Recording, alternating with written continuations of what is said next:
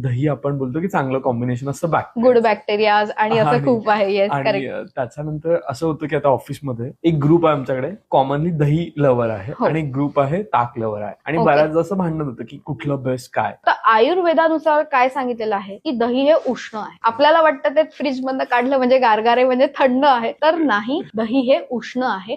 आणि आयुर्वेदात त्याला अभिषंधी म्हटलेलं आहे. म्हणजे प्रत्येक स्रोतसांमध्ये जाऊन, आपली जी काही 13 स्रोतस आहेत त्यामध्ये जाऊन ते अवरोध निर्माण करतो, आणि जर तुमच्या शरीरात वात वाढलाय तर पूर्ण शरीरात घेऊन जाण्याचं काम दही करते. म्हणजे अगदी कानाकोपऱ्यापर्यंत घेऊन जाण्याचं काम हे दही करत असतं, आणि हे स्लो पॉइझन प्रमाणे काम करतं. म्हणजे स्किन डिसीजेस होण्यासाठी दही हे एक स्लो पॉइझन ठरतं. म्हणजे it's works like a slow poison. आज खाऊन मी दही खाऊन मला काय त्रास होणार आहे का? एका दिवसात कधीच काही होत नाही. कधी कधी पांढरे डाग दिसायला लागतात स्किनवर, सोरायसिसचा त्रास दिसायला लागतो. हे long term use of curd. दह्यापासून बनवलेलं ताक हे थंड सांगितलेलं आहे. ताक अगदी उत्तम सांगितलेलं आहे. तुम्ही ताक प्यायला काहीही प्रॉब्लेम नाही. जेवण झालं की पचन सुधारण्यासाठी ताक घ्यायला सांगितलेलं आहे.